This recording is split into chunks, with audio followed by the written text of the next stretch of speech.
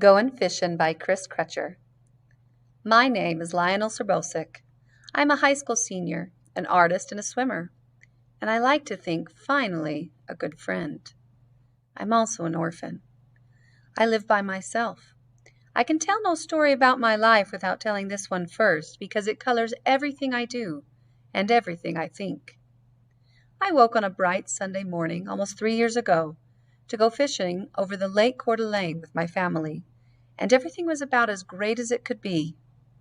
I was just short of 15 at the top of my age group and kicking in the 100 fly all over the Northwest.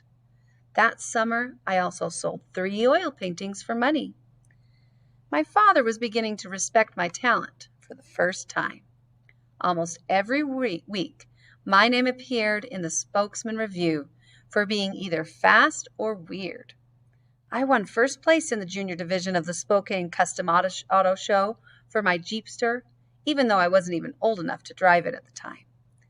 It's a 53 beauty, minus the top, painted fire engine red with an authentic full-scale World War I plastic machine gun, mounted in the rear and iron crosses gracing each door. Those who glimpse at me in their rearview mirror take immediate evasive action. I was ready to start my sophomore year swimming with Walker and Nordy and Jeff for Frost High School, where Max the second song would finally take over as coach. Max had been with us for 2 years in AAU, and we believed him to be the best coach alive in any sport because he treats you with the same respect no matter who you are or how fast, and still works you so hard your muscles experience full meltdown every workout. You get fast if you swim for Max. At the beginning of that day, things couldn't have been better, but by sundown I felt as alone as if I'd been hatched from an egg by the sun. I think if human beings had even the slightest capacity to foretell the future, we'd be a completely different animal. In the moment that I helplessly watched my family's death unfold before me, I wished I'd lived differently, done my chores on time, told no lies, eaten my vegetables, thanked my parents for giving me a room of my own, told them I loved them, been a better big brother for Kyle. The person who killed my family was my best friend in 4th grade. He swam backstroke on our medley relay team and stayed over at our house nearly every other weekend. He learned to fish from my dad. His name is Neil Anderson. I still get a card every Christmas from his family, but I've avoided him like AIDS since the day of the accident. Neil wasn't supposed to be driving his parents' boat that day. They have a summer place on the lake with a private dock and a Rocket Sun runner ski boat, and his parents were in Spokane. Neil and a couple of his buddies got into Mr. Anderson's boat and decided they could take a few spins on the skis before his parents got back. Away from the water, it was killer hot that day in the late August, and boats dotted the lake like chickenpox. My father was a head shaker. He was of medium height and build with jet black hair that was receding towards the back of his head like a grass fire in the winds. He was one of those adults who believe that if you take time to tell your children things, they'll grow up believing them and acting accordingly. Any time that failed to happen, Dad would simply shake his head slowly. With me, Dad shook his head a lot. I was a dreamer who didn't take life seriously enough for his money, and I think that made him afraid for me. More than anything, he wanted me to grow up rational.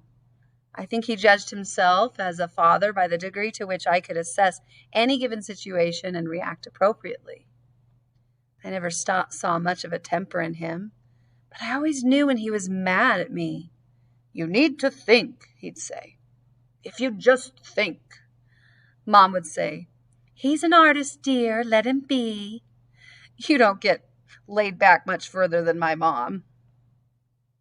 If I'd known Dad was going to die, I'd have made a special effort to decrease the number of times he'd felt compelled to shake his head. But I thought I had more time. I thought I had all of the time.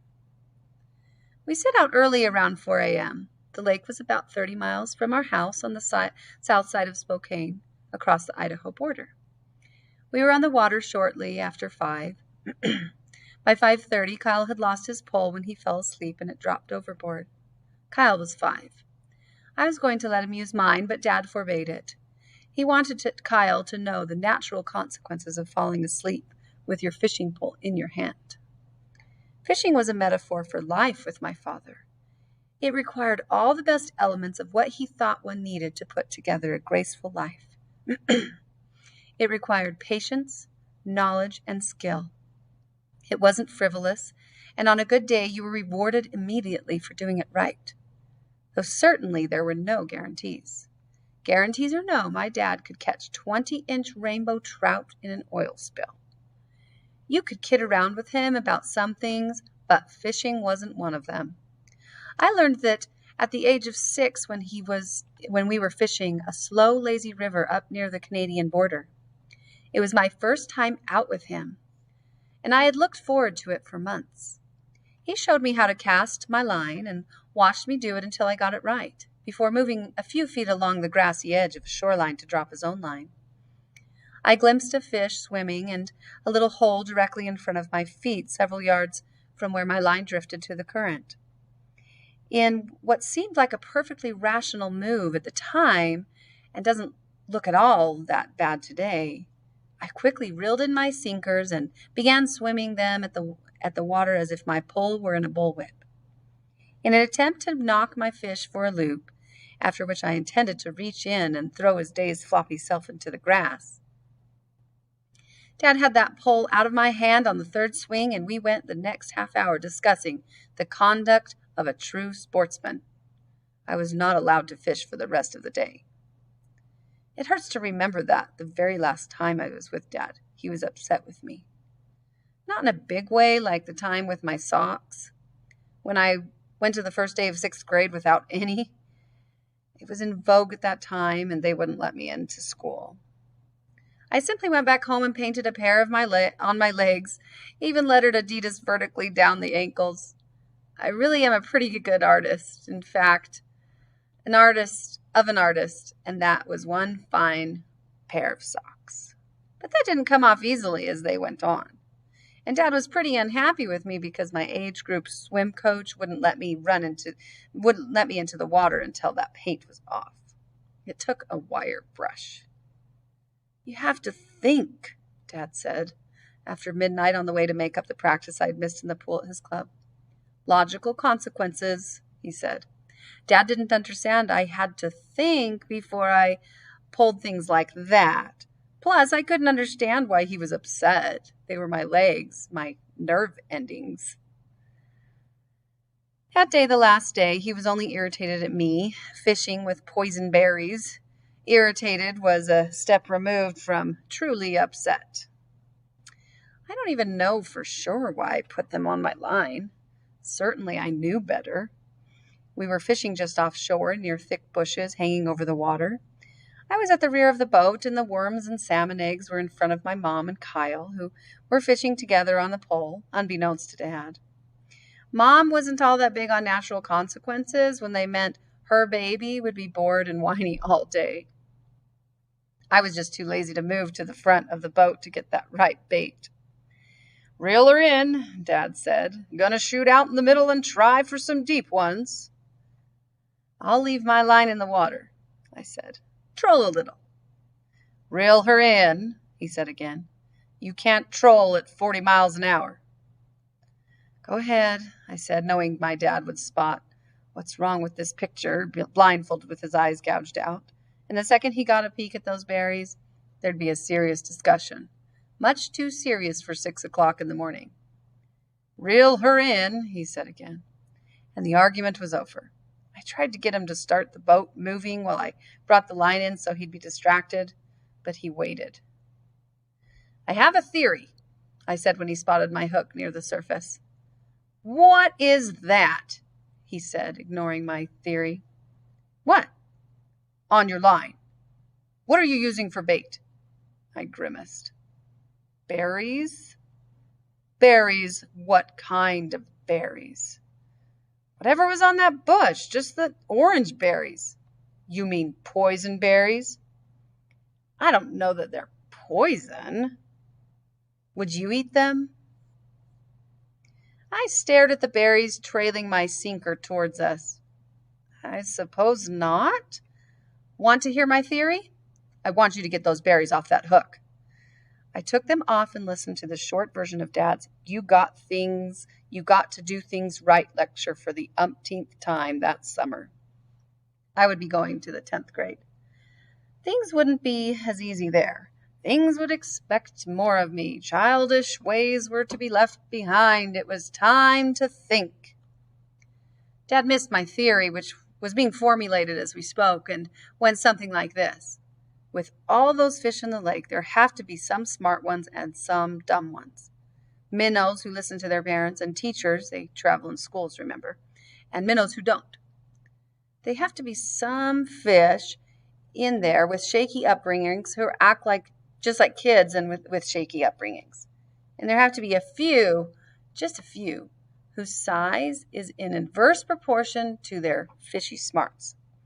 Like Ed Jukensko on Frost High School's football team. 6 feet 5 inches, 280 pounds with an IQ just under his belt size. Now, Ed is a pretty rough customer who fights with his mom on a loud and regular basis, and I'm pretty sure if she told him not to eat something, that would be reason enough right there to do it.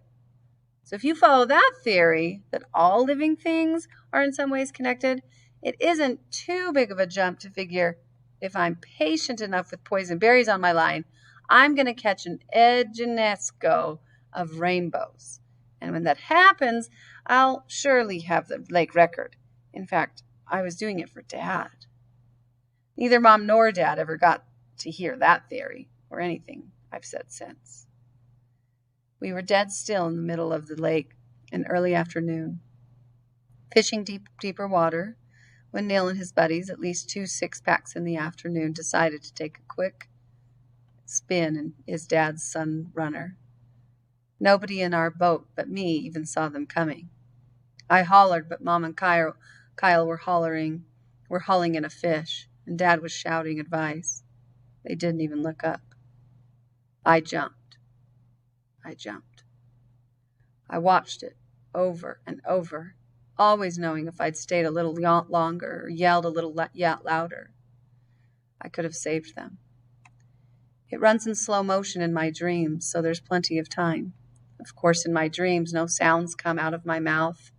My legs are filled with shot puts, and they all turn to smile at me. Neil's boat cut off ours in half. None of my family even bobbed to the surface. Kyle's shirt floated near the wreckage, and I dived as deep as I could, only to be surrounded by blackness. The 2 guys in Neil's boat were thrown clear, the sky cut off to the side, and they screamed and yelled and floundered in the water, trying, I think, to figure out what happened. I didn't know it was Neil at the time, but I had got hold of him and did my very best to drown him. I held him under with both hands on his throat, and it took all the other 2 had, plus help from a guy who saw it all from the passing boat to pull me off. It's funny. There's a feeling in that instant following some life-changing event, at least I think I'm not the only one who had it, that you can step back over the sliver of time and actually stop the awful from happening. But that feeling is a lie, because in the tiniest micro-millisecond after an event occurs, it is safe in history as a civil war. Data in the universal computer are backed up as it happens. There's no reverse, not even a neutral.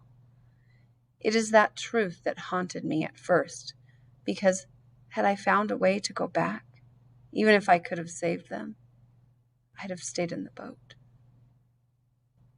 Swimming saved me. Swimming and Max and Elaine Farrell. I have no relatives on either my father's or my mother's side. So the state tried to put me in a foster home. They tried 8 before they quit. The longest I lasted before hitting the road was 23 hours. It was Max who got the Department of Social Services and Health Services off my back. He's 14, the caseworker said. He can't be out on his own. He's been on his own since you guys have been in charge, Max said. But we can't have it that way, Max said. You can't have it any other way. When the caseworker started to argue, Max put up his hand. If you think of his age in years, he's young. If you think of it in loss, he's an old man.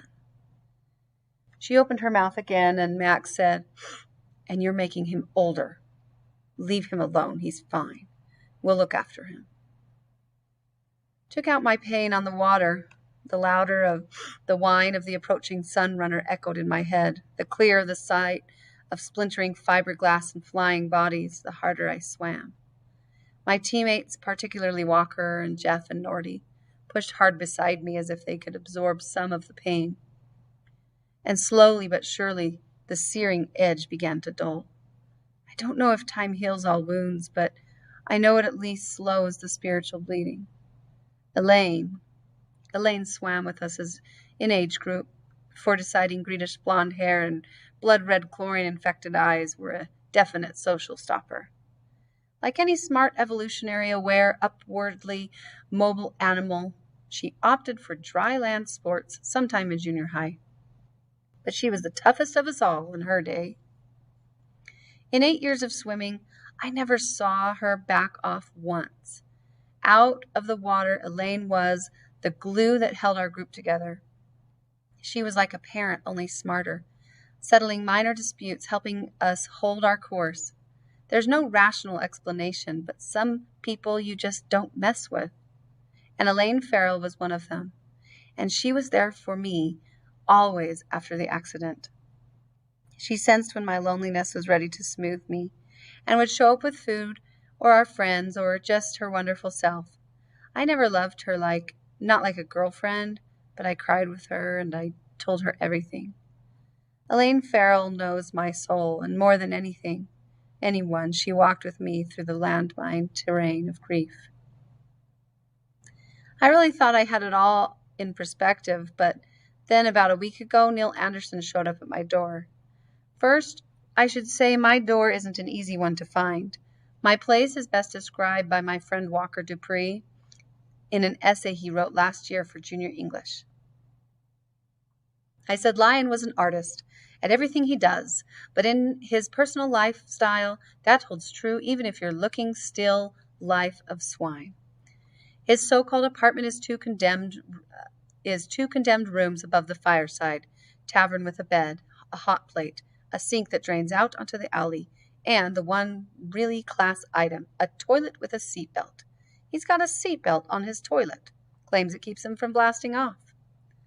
There are no electric lights in the palatial suite, and the sole source of heat is an electric reflector heater powered by a frayed extension cord running out of the window and down the outlet behind the bar in the fireside.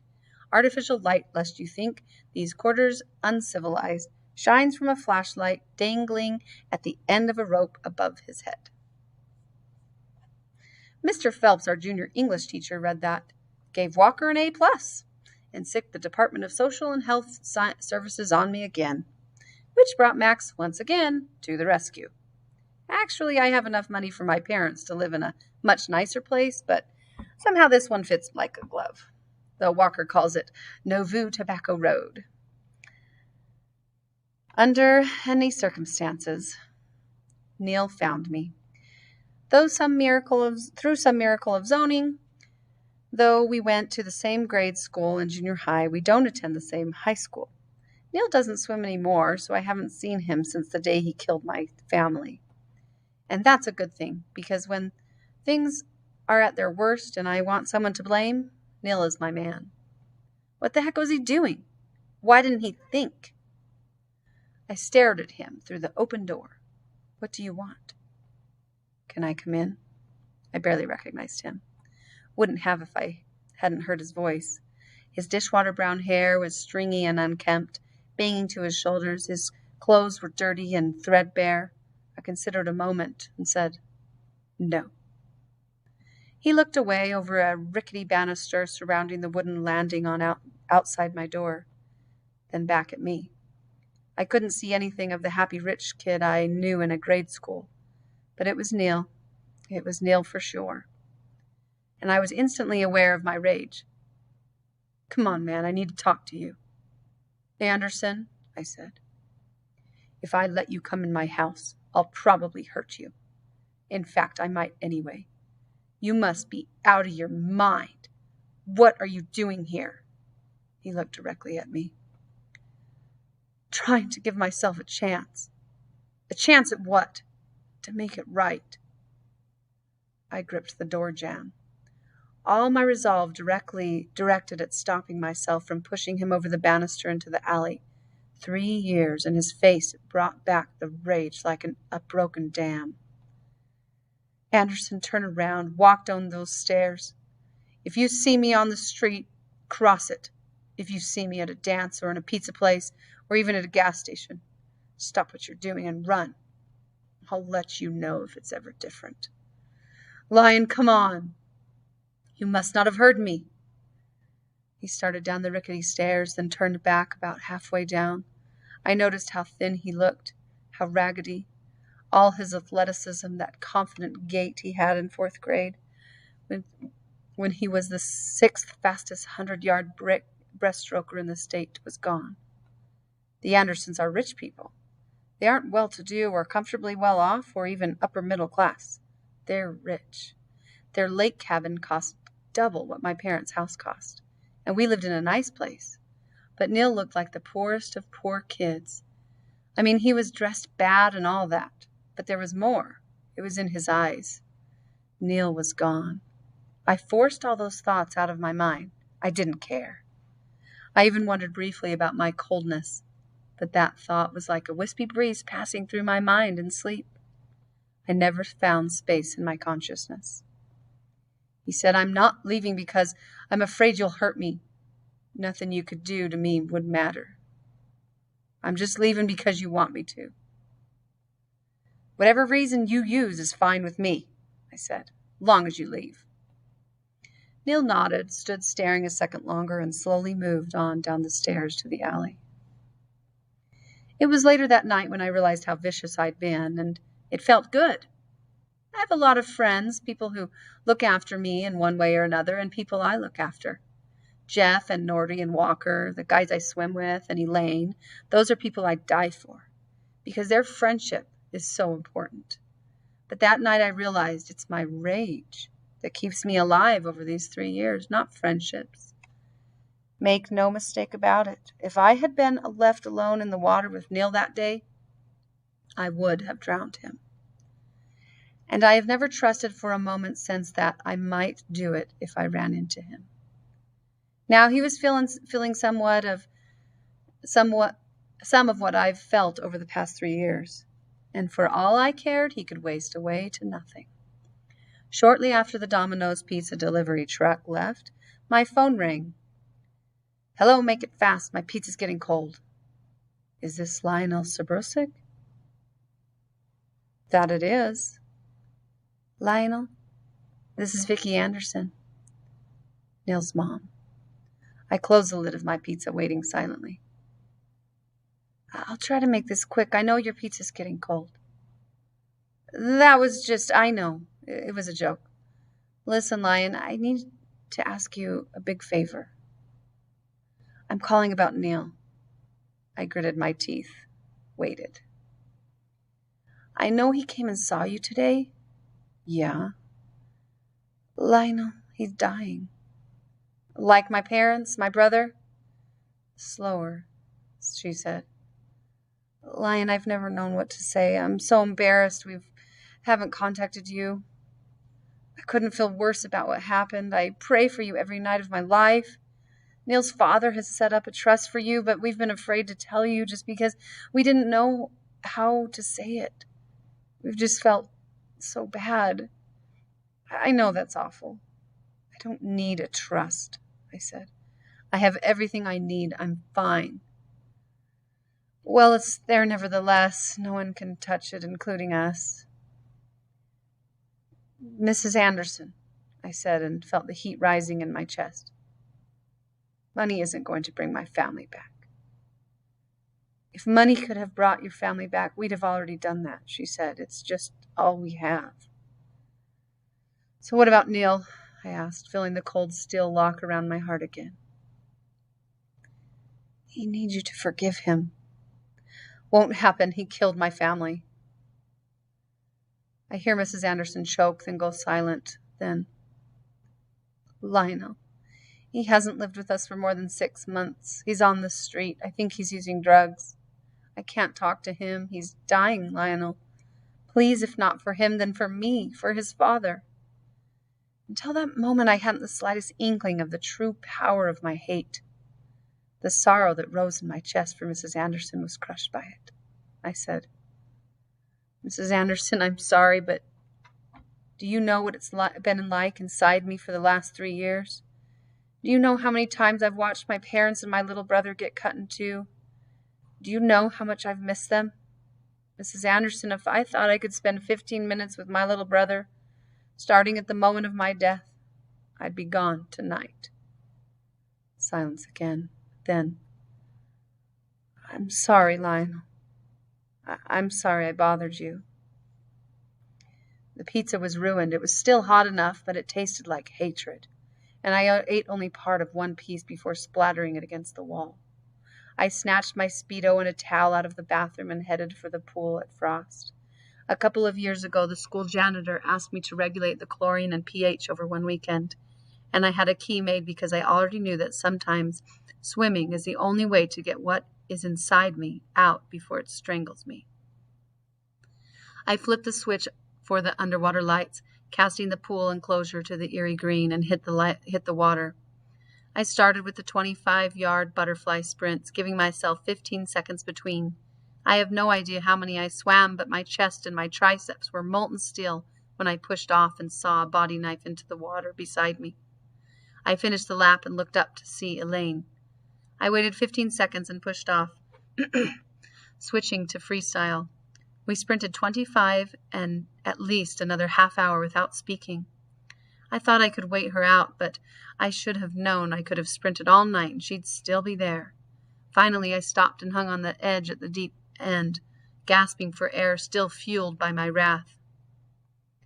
Go ahead and leave, I said finally.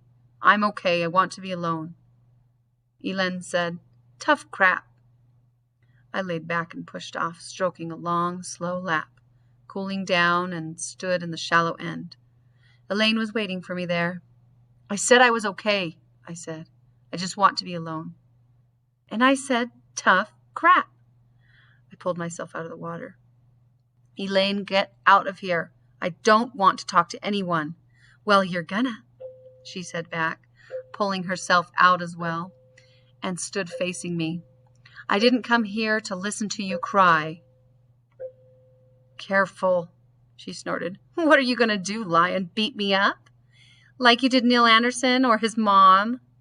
Don't start, I said, but she took a step forward. Elaine Farrell really is the toughest person I know. I'm already started. Elaine, we go back a long way, but it's not a question of how far we go back, she said. It's a question of if we'll go forward. Is that what this comes down to? We'll see. I walked over to the long table behind the metal rail in front of the bleachers. She grabbed my towel and ran it over my hair and face. Say what you have to say. You treated Neil Anderson like crap today. Neil Anderson is crap. What happened? That lady call you up and tell you? She jerked the towel out of my hand. It's for sure no one could tell you anything. You're the lion. What would your dad say? I knew your dad, Lion, and he'd call game on this cheap crap in a second. And your mom, almost involuntarily, I lunged forward. You leave my mom and dad out of this, I screamed, and my voice reverberated like a handball across the high walls. I'm warning you, Elaine. She took another step forward. Want to hit me, Lion? Go ahead. That do it for you? What else do you need to hit? Let's go for Nordy. He's little and weak. Maybe that's what you need. But let's start right here with me, Lion. Go ahead. My fist clenched and my upper lip vibrated like a jackhammer. I'm warning you. And she punched me in the stomach so hard the wind blasted out of me like a released balloon. You double up your fist at me, you better be ready to use it. You make me sick, Lionel Serbosik. When your family got killed, your friends gathered around you like angels. We spent the last 3 years making sure nothing touched you, treating you like some kind of boy in a bubble or something. Bad-mouthed Lionel Serbosik, and you've got his friends in your face so fast you can't breathe. You can cancel your friendship out any time, I said, my breath returning, along with a rush of anguish that must have been down there for 3 years. What is the matter with you, Elaine? Neil Anderson killed my family, I screamed through tears and snot. If I ever quit hating him, I'll die right with them. I dropped to the bleachers like a rock and dazed at what I had just heard myself say. Elaine didn't budge, but her voice softened lightly.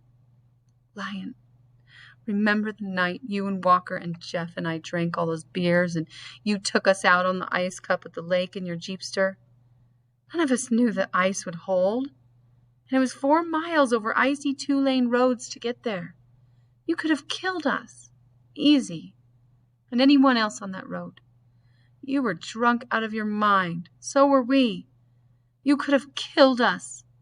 Me and Walk and Jeff, your best friends in the world. What if you'd killed us, Lion, and you lived? Yeah, well, I didn't. No, but you could have. What you did was no less stupid than what Neil did. Only thing is, the universe caught him and didn't catch you.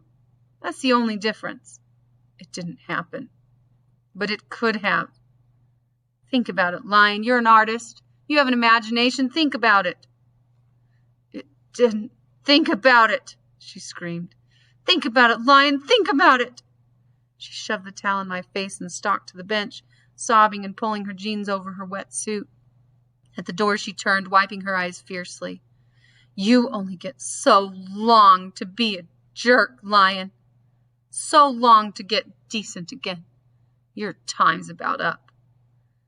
It was early evening, and I putted along the edge of Riverfront Park in my Jeepster, watching the day people head for their cars as night people took over. A drug deal here, a grisly old man packing a raggedy sleeping bag on his back there, groups huddled by bridge and over by bushes along the edge of the YMCA. It was my 3rd night searching. I knew better than to go into the park at night alone, but was way past caring. I'm a big guy, a tough guy, and I thought I know a gang of thugs could take me out. I also know they'd get hurt doing it. Neil's gaunt face had haunted me since Elaine stalked away from me. Mrs. Anderson's pain over the phone had become real, and the thought of losing Elaine lay in my stomach like a sharp rock. We hadn't spoken since the night of the pool more than a week earlier, and I began to know the power of her friendship, though through the awful dread of losing it. I could either clean up my act or ride Elaine Farrell off. It was the first time since my friends had created my cocoon that I truly understand what could have happened without it. And yet, I couldn't turn off what I felt. I slammed the door to the Jeepster and walked through the entrance to the park. Suspicious eyes followed me, but I looked into the face of every person I met, hoping to find Neil. I wanted to believe I was doing this because I had to come to my senses. But in reality, I was learning the price of my friendship. I searched more than an hour and was finally ready to leave and try again tomorrow night. I wouldn't face Elaine again until I found Neil. When I saw a dim light between the slats of the wooden bridge, I walked to the edge and started down, not believing there was a chance. Neil? He looked up dreamily, his eyes glazed. His mom was right about the drugs. The light from his flashlight reflected off the steel bridge beam. Casting his face in a gauzy yellow haze, he said, "Who is it?" "It's me, Lion." He sat hard on the dirt, dropping his head like to his hands, then gazed back to me, his words slurred. "Lion, I killed your mom and dad, man. Listen, and your little brother." I said, Yeah, look, Neil, I'm not over this yet, but we need to talk." "No, man, you were right." No, man, you were right. I was just gonna ski, he said. I just wanted to ski before my mom and dad. Pack your crap, I said. I'll get the Jeepster. I was gonna give myself the day off school tomorrow anyway. Maybe you and me ought to go fishing.